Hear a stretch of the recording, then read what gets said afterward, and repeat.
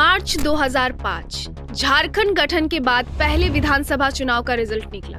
इसमें दुमका सीट से निर्दलीय स्टीफन मरांडी से हेमंत सोरेन हार गए। इस हार से वह व्यथित हो गए। वे वापस अपनी फोटोग्राफी और स्केचिंग में लग गए। उन्होंने मैकेनिकल इंजीनियरिंग की पढ़ाई के लिए रांची के मेसरा स्थित बिरला इंस्टीट्यूट ऑफ टेक्नोलॉजी में सरकारी कोटे से एडमिशन लिया। 22 मई 2009 को सुबह सुबह पता चला कि उनके बड़े भाई की किडनी फेल होने से अचानक मौत हो गई। उस समय दुर्गा सोरेन जेएमएम के कार्यकारी अध्यक्ष थे। उन्होंने राज्य में जेएमएम की कमान संभाल के रखी थी। बढ़ती उम्र और खराब सेहत के कारण पिता शिबू सोरेन केवल केंद्र की ही राजनीति तक सीमित थे। ऐसे में हेमंत ने अपनी इंजीनियरिंग की पढ़ाई बीच में ही छोड़ दी और फुल टाइम पॉलिटिक्स ज्वाइन की।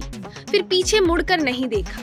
आज झारखंड के अब तक के इतिहास में पहली बार सरकार रिपीट करने का रिकॉर्ड बनाया है और इस जीत के साथ आदिवासियों के सबसे बड़े लीडर हो गए हैं। नवंबर 2009 में हुए झारखंड विधानसभा चुनाव को हेमंत ने अपने पिता के साथ मिलकर लड़ा। उन्होंने राज्यसभा से इस्तीफा दिया और दूसरी बार वे फिर चुनावी मैदान में दुमका से ही लड़ रहे थे। उनके सामने पुराने प्रतिद्वंदी के रूप में स्टीफन मरांडी ही थे, लेकिन इस बार वे कांग्रेस के टिकट पर भाग्य आजमा रहे थे।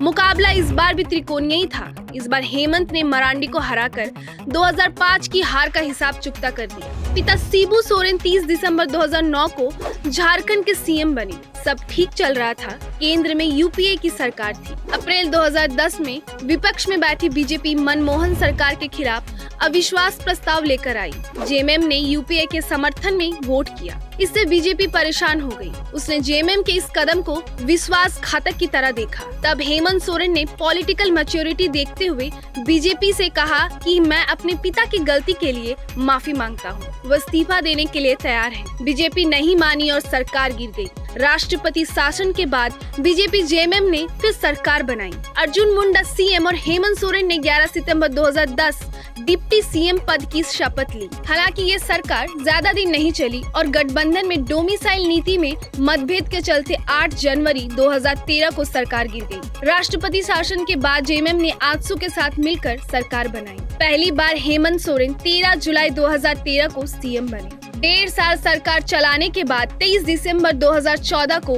विधानसभा चुनाव हारने पर इस्तीफा देना पड़ा। 5 साल सत्ता से बाहर रहने के बाद हेमंत ने फिर वापसी की और दूसरी बार 29 दिसंबर 2019 को सीएम बने। मनी लॉन्ड्री मामले में गिरफ्तारी के बाद 31 जनवरी 2024 को इस्तीफा देना पड़ा। जमानत मिलने के बाद जेल से बाहर आए और तीसरी बार 4 जुलाई 2024 को सीएम बने। अब 28 नवंबर को चौथी बार सीएम पद की शपथ ले रहे हैं। 10 अगस्त 1975 को हेमंत सोरेन का जन्म हुआ। जन्म के महीने भर बाद उनके पिता शिबू सोरेन ने सरेंडर कर दिया। दरअसल आदिवासियों के हक और सूदखोरों के खिलाफ आंदोलन चलाने की वजह से उन पर कई केस दर्ज हो चुके थे। इधर बड़े हो रहे हेमंत ने अपनी स्कूलिंग पटना हाई स्कूल से की।